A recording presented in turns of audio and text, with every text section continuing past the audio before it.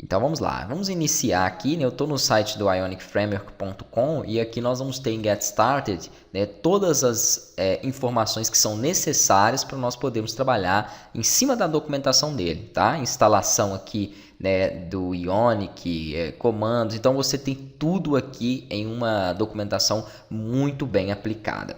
Antes, vamos primeiro para a instalação de ferramentas, depois nós nos preocupamos com isso. A primeira ferramenta que você vai instalar é o Node.js, para você conseguir, né, trabalhar aí com o Angular, com o NPM e executar os comandos necessários para a criação aí, né, desses aplicativos híbridos. O Ionic ele trabalha com aplicativo híbrido, ok? E esses aplicativos eles são também multiplataformas, tá? Eles podem aí funcionar em qualquer tipo de plataforma porque ele roda com base no browser. Então depois eu vou falar um pouquinho mais sobre isso, né, e dou maiores detalhes para vocês. Vamos lá, clica aqui no JS e baixa a versão recomendada. Ah, mas eu tenho outra versão e tal, tem algum problema? Não, não tem nenhum problema, tá? Aqui, por exemplo, eu vou entrar no CMD, se você já tiver alguma versão, você pode colocar aqui, ó, npm version, e vamos dar enter, e ele vai mostrar tudo que eu tenho relacionado ao meu npm, né? Dentre eles aqui, por exemplo, o Node. Então eu estou trabalhando com a versão 10.15, é uma anterior a essa aqui que ele está recomendando, que teve, né, uma atualização. Acho que tem mais ou menos um ano que eu instalei, quando eu fiz alguns cursos do Ionic 3. Então, assim, eu vou manter aqui essa mesma versão, não tem diferença nenhuma, né? Você tem que ter uma versão instalada, tá? Se você der aqui npm-v também funciona, né? Ou então nude-v, ó, ele vai mostrar para você aqui a versão do nude e a versão do npm, que no meu caso aqui é a 6.4, tá? Então, somente para testar mesmo se você já tem ela instalada. Uma outra ferramenta que é interessante nós trabalharmos é o Visual Studio Code, tá? Não tem nada a ver com Visual Studio, é o Visual Studio Code, né? O Visual Studio já é uma outra plataforma aí para outros tipos de desenvolvimento, tá? Que também é espetacular, né? Mas aqui nós vamos precisar somente dele, que é um editor de código, ok? Por que eu vou utilizar ele e não o Sublime Text como eu geralmente utilizo, por exemplo, nos meus cursos de PHP? Porque o Visual Studio Code ele tem um componente do próprio Ionic que dá para você instalar nele, né? E ele faz a comunicação direta com o CMD, tá? Você consegue executar os comandos por aqui, então eu acho bem interessante. Eu acredito que eu tenho já também ele instalado aqui, ó. Vou abrir aqui o Visual, abri errado. O Visual Studio Code, né? Eu tenho também a plataforma do Visual Studio, acabei clicando errado ali, mas eu vou pedir para vocês instalarem o Visual Studio Code, que nós vamos também poder estar utilizando ele.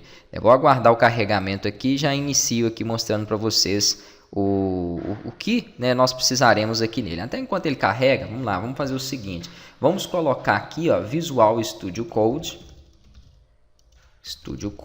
Coloca aqui Ionic, que ele vai te direcionar para um pacote, tá, do Ionic aqui, ó.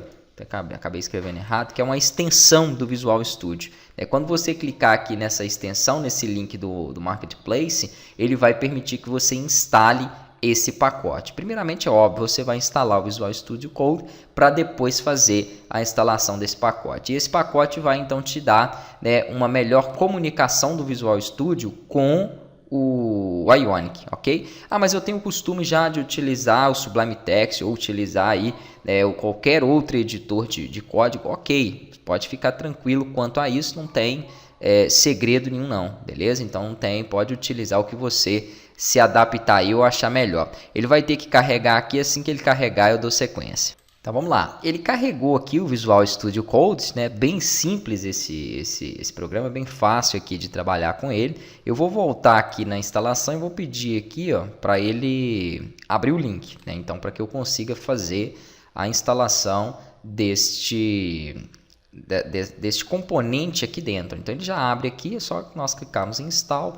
e ele vai fazer a instalação desse pacote do Ionic, né? Essa extensão, melhor dizendo assim, aqui dentro do Visual Studio Code. E aí eu vou ter uma comunicação melhor, né, com o meu Ionic. Aqui nós vamos criar também a pasta do projeto, vamos adicionar essa pasta aqui para nós podermos trabalhar também, né, de uma forma um pouco mais prática, mais simples, ok? Assim que ele fizer aqui então a instalação, nós teremos aqui no terminal do Visual Studio Code, a comunicação, né, com o nosso terminal, com o nosso CMD. Se você não quiser utilizar ele, quiser utilizar qualquer outro, você pode executar os comandos tanto no Shell, no PowerShell, quanto no prompt de comandos, tá? Não faz diferença nenhuma caso você não queira utilizar ou não se adapte ao Visual Studio Code.